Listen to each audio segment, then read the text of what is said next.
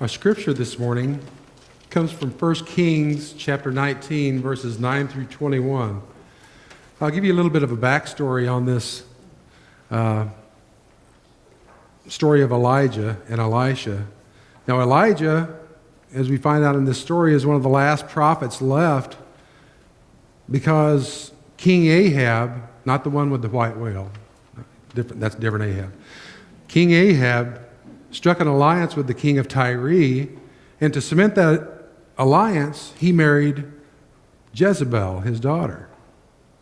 Well, Jezebel was a Baal worshiper, and she wanted the nation of Israel, the north and south kingdoms, to also be Baal worshipers. So between her and her children, they wiped out all the prophets, and only Elijah was left, and they were looking for him. So he took off. He ran. He got out of the country. He left Israel altogether, and he went to Mount Moreb, the mountain of God, where Moses had received the Ten Commandments and everything, to tell God, said, we're done in Israel. And we find out that God has a different plan. And that's where we kind of pick up the story. At that place, he came to a cave and spent the night there. Then the word of the Lord came to him, saying, "What are you doing here, Elijah?"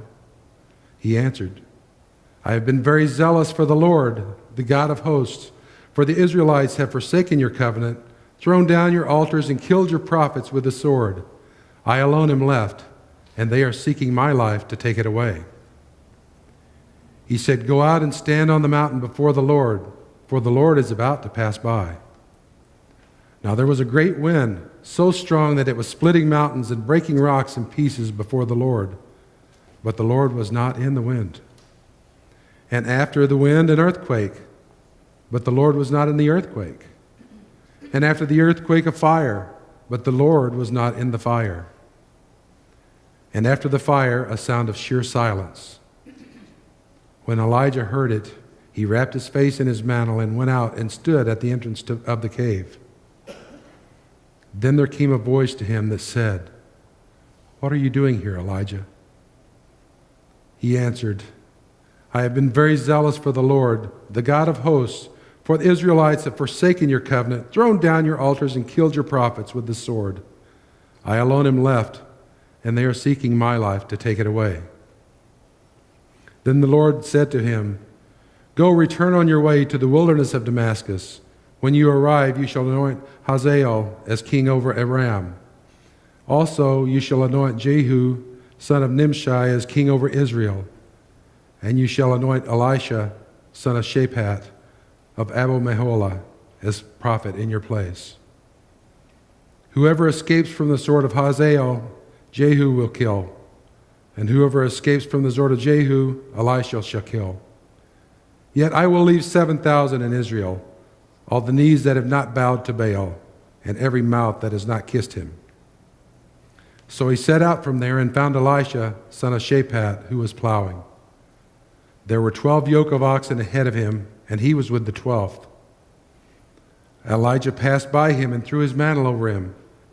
He left the oxen and ran after Elijah and said, "Let me kiss my father and my mother, and then I will follow you." Then Elijah said to him, "Go back again, for what have I done to you?" He returned from following him, took the yoke of oxen and slaughtered them. Using the equipment from the oxen, he boiled their flesh and gave it to the people, and they ate. Then he set out and followed Elijah and became his servant.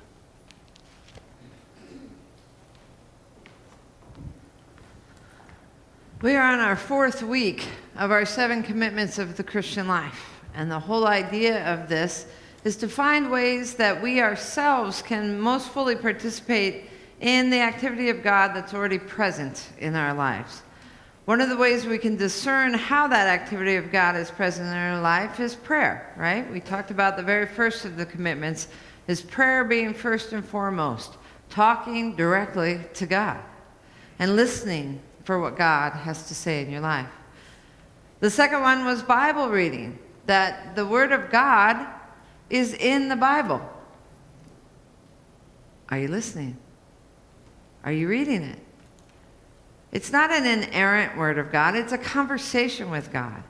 And to do that well, not only do you need to read it, but you need to discuss what it is you're reading and risk some of those interpretations out there with other people. And that's what small groups are all about.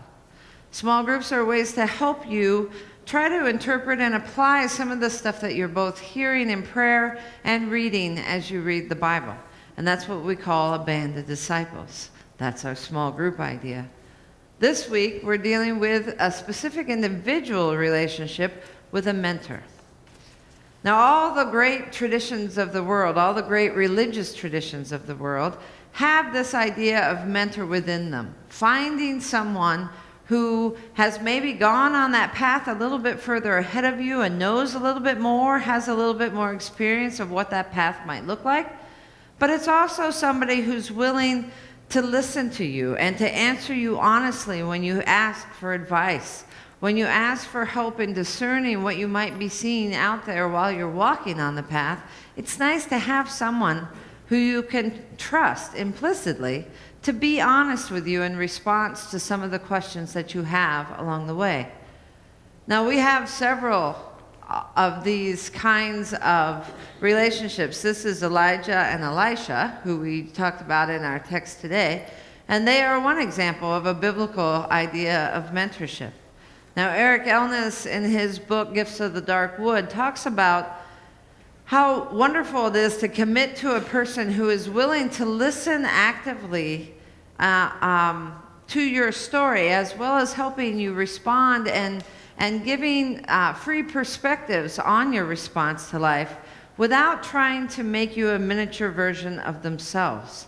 He says if you can find such a person, then they are worth their weight in gold. And I think he's right. The Bible, the Christian tradition, talks about, and the Jewish Bible, the Old Testament, also has tons of examples of this mentoring relationship. Besides Elijah and Elisha, who we spoke about earlier, there's Moses, who spoke to Jethro. There is David, who worked with Samuel, and then later with Nathan. Lydia, the woman who sold purple cloth in the New Testament, she had Paul. Mary, of course, had Elizabeth, right, her cousin. Ethiopian eunuch and Philip. How many of you remember that story from the New Testament? If you haven't, you can look that up. That's a great story of mentoring. And Jeremiah, who's an Old Testament prophet who was often, by necessity, needing to be kind of isolated and abandoned and on his own, had at least Baruch to talk to, a scribe who helped him figure out how to articulate what it is God was saying to him. It's all a matter of having somebody who's willing to listen and engage in your life with you, keeping the idea on helping you discern what it is God might be calling you to do. That's what a mentor is, and that's why a mentor is worth their weight in gold. It truly is an essential thing to have a mentor on the Christian walk, on the path to discernment of where God is and how you participate in that activity with God is something that takes some insight, takes some ideas, has somebody focusing on you specifically to watch out for those pitfalls as well as those wonderful, joyous things that are coming up in front of you. It's not just a business arrangement where you're learning new strategies and everything else. How many of you have ever worked with a mentor in your occupation? Yeah, they help you figure out new strategies and a bunch of other things like that, right? Help you in your job and tell you what's coming up and what's expected of you so you know what role you need to fulfill. But in this case, specifically, when we're talking about the commitments of the Christian life, we're talking about a mentor who is specifically thinking about how God is active in your life and how you discern what that activity of God is in your particular pathway. Now, I had a friend recently that I ran into at the gas station who had just come from a meeting with his mentor. And intrigued by this, because I haven't seen this guy in a while, and all of a sudden I run into him. He just came from a meeting with his mentor, and I'm starting to write a sermon on mentoring. Freaky! One of those God moments that you don't always recognize, and sometimes you just completely walk over, right? But I thought, this guy is somebody who can tell me what he thinks the value of mentoring is. How does he work with the mentoring thing? This is a brand new thing for him. It's part of a program that he's entered, and he's trying to work through it himself. He's not sure exactly what the value will be long term, but he's trying to work through it, and he's trying to think about how you go about choosing a mentor, because a mentor is someone that you choose yourself. It's not something that somebody appoints for you. Even in a program like this where it's required, he had to choose his mentor. So let's listen to him. This is Brent Thompson. He's a Lutheran layperson who works at Carol Joy Halling over by Mahoney State Park, right? So let's listen to his words.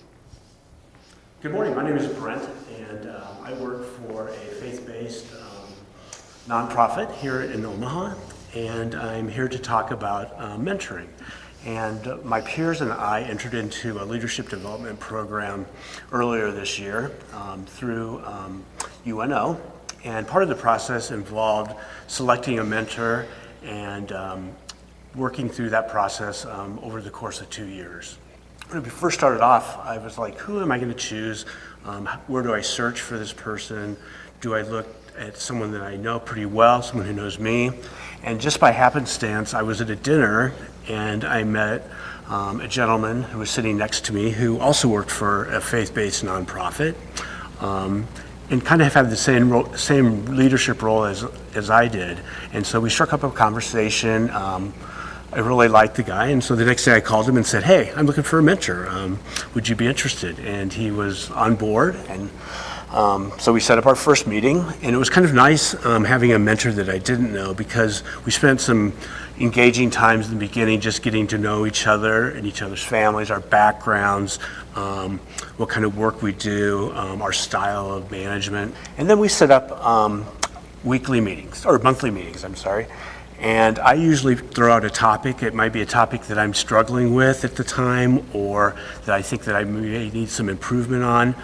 For example, one of the first times we met, we talked about having difficult conversations, because I think that's hard for all of us. And it was really nice to get a perspective from someone that you don't work with and who doesn't know the work structure that you're in.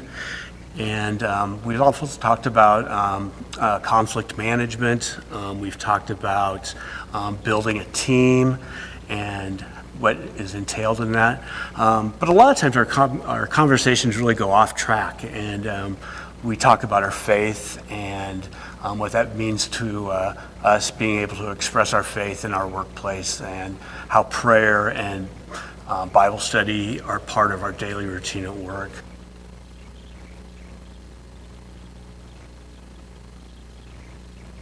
You know, I think one of the things that's really been brought forward to me is that God is with you and walking by your side all the time, and sometimes we forget about that. And when you're in a room having a difficult conversation, for example, God's in that room with you, and He's helping you with that conversation. And I think that's one thing that Steve has really it's really taught me, is that to really walk with God and use Him as your mentor, actually, and He's the ultimate one.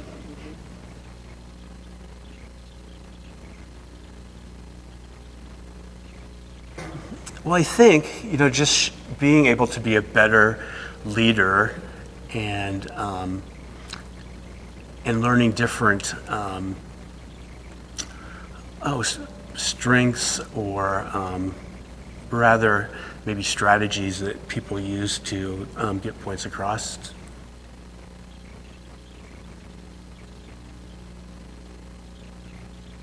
I think in the mentoring program, it's a really give-take type of relationship, and you really have to show a lot of respect, both by being the mentor and the mentee, and being confidential and being honest.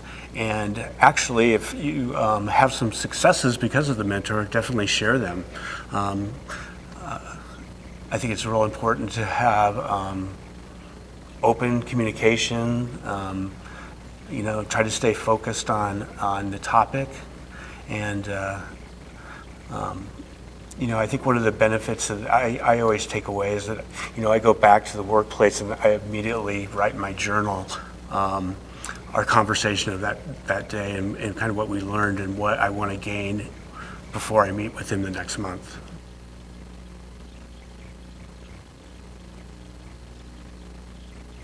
At this point, I think it's too early to tell if there's been any real major changes in my life in regard to a mentor.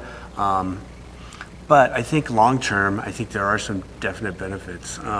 First of all, it's building friendships with another Christian person. It's also establishing a go-to person when you need that person. And so far, I haven't needed that go-to yet, but I'm sure there's going to be a day when I will.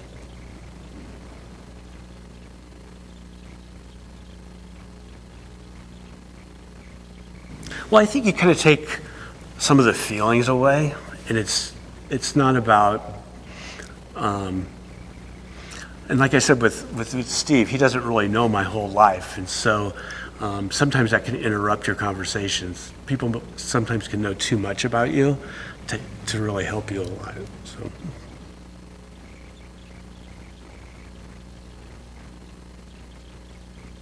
Even if I weren't part of a program that required having a mentor, I would certainly seek a mentor out and would suggest that to anyone who's looking to broaden their career, their relationship with their employees, and their relationship with God.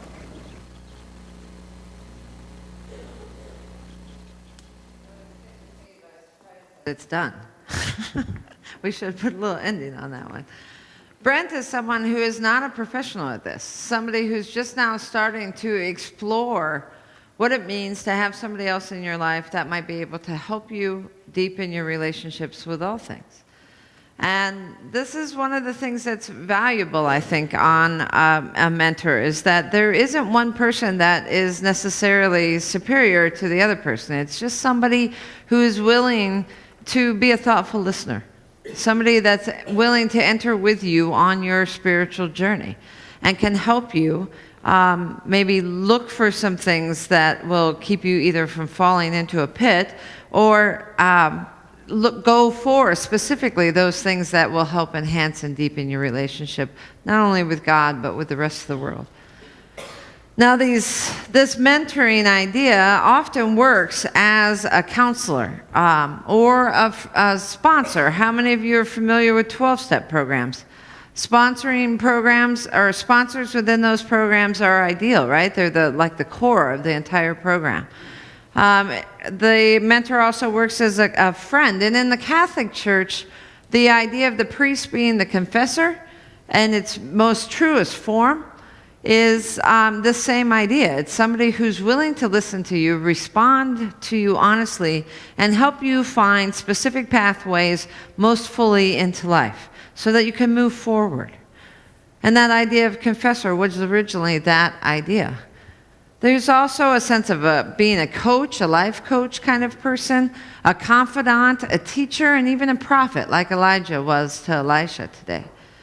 So there are all kinds of these elements to the mentoring relationship, but the thing about a mentor is it's different from all these relationships in that it's all of these combined, and it's never ever just one of them at a time. Another thing that's unique about this mentoring relationship is that all of us have people that we look up to, right? We have our parents. We have bosses. Many of us look up to our boss at work. We have our spouses who we're very close with who are walking with us on this path, right? We have tons of people that we can look to for advice and suggestions. But the difference between these relationships and a mentor relationship is that relationships like spouses and bosses are reciprocal relationships, whereas a mentor relationship is really a one-sided relationship. They're concentrating on you. Now, even our children sometimes act as close friendships and sponsors for us from time to time. But that, too, can be a reciprocal situation. In a work relationship, the boss expects you to do certain things, and then they agree to pay you for your efforts, right? So that's a more of a contractual relationship. In a spousal relationship, you have two folks that are looking to bring out the best in each other. That's a reciprocal relationship where the benefit is of the whole. The whole relationship benefits from both of you working together to bring out the best. And even your kids, in some respects, is a reciprocal relationship. Now, when I look at my own kids, it often seems like a one-way relationship because the money's really only going one direction. But I'm hoping, and I'm told, that if I'm patient, that will come back around again. Not just the money side, but the love and the nurture. I'm already starting to feel it. My children are 21 and 23 now, and that exchange and that reciprocal nature of love and nurture comes back around again. So those kinds of relationships are relationships where if you're constantly helping them look out for their path at the same time that they're helping you with yours, then you get so caught up in that sometimes you're not looking at your path. A mentor relationship is one way in the sense that the focus is on you. They're looking at your path to help you along. Now, Bruce Van Blair, who is a great mentor himself, is a mentor to Eric Elnes and has been for the last 35 years, has several suggestions for how you might go about selecting a mentor or finding one that best suits your needs. The first and foremost is it has to be somebody that you can learn to trust, and even if you don't know them right at first very well, you can at least learn to trust them implicitly. This relationship requires that kind of a trust. And there's also that expectation of honesty and confidentiality on both sides of both the mentor and the mentee of the relationship. Honesty is the way that you can work out the best situations for what's coming up if you're honest about them. If you're trying to kind of deny the reality of situations, then the mentor is there to help pull you out of that denial and into the honesty it takes to actually move forward. Another step is that this person is not your boss. This person is not your spouse. This person is not your kid. This person is somebody that's there with you that will specifically challenge you in the ways of discerning God's activity in the world and how you participate in that, how you're called to participate in God's activity. So there are lots of different relationships that help you with confidentiality and a bunch of other stuff. But in this relationship, in this commitment, we're talking specifically about your spiritual journey and how it informs every other relationship that you have. You also need somebody who will keep the focus on you. Again, we go back to the idea that this person is not an expert in the field. They don't know every pitfall that's coming forward. They just have some experience walking the path, and they know how difficult it is. And they know how important it is to be a good listener and keep the focus on you instead of having it digress into something all about them. Being a thoughtful listener is key to this relationship. Sharing the same gender perspective is incredibly helpful here. By the way, if you notice, all these pictures are from the Facebook Sunday last week. And they're all folks from our own community who actually are acting in lots of ways like mentors to each other. But sharing the same gender perspective is helpful because, have you ever read that book that men are from Mars and women are from Venus or something like that? Right? There's a specific kind of perspective from a woman's point of view, right? And there's another perspective from a male point of view. And that doesn't mean that you can't have different gender mentor relationships, but if you really are looking for somebody who understands your perspective on things and can speak to you in that language, sometimes it's helpful, in fact most times probably, it's helpful to have the same gender as a mentor.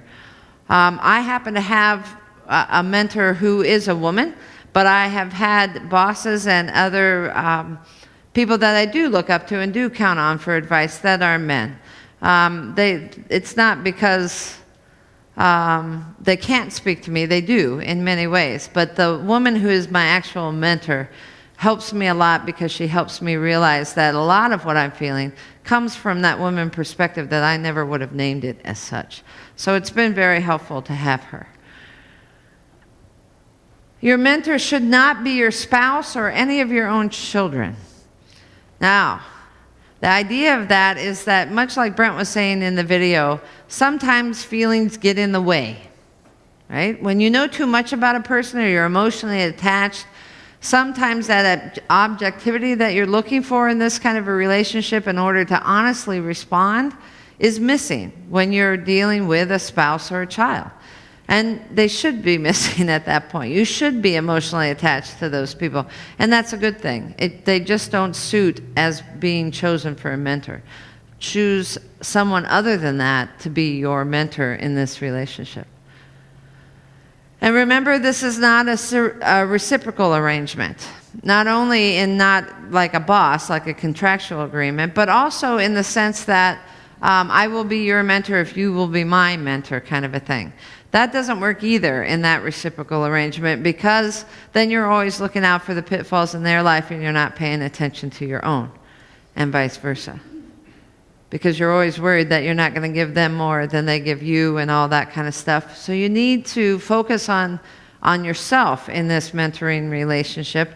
And you can be both a mentor to somebody else and a mentee with someone, but it's just not a good idea that they're the same person. Okay? This relationship has a huge vulnerability attached to it because of its honesty and because of getting to know somebody well enough to be able to talk about all the things that scare you, all the things you dream about, all those parts of you where you wonder if you're failing at something. That creates vulnerability. Every relationship you have has some form of vulnerability, and this one is no exception.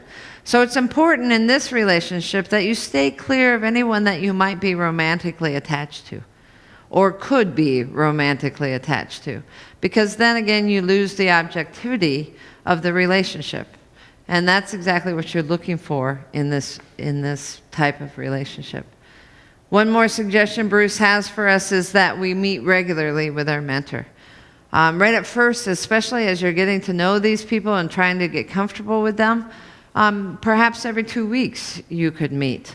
A lot of mentors meet once a month.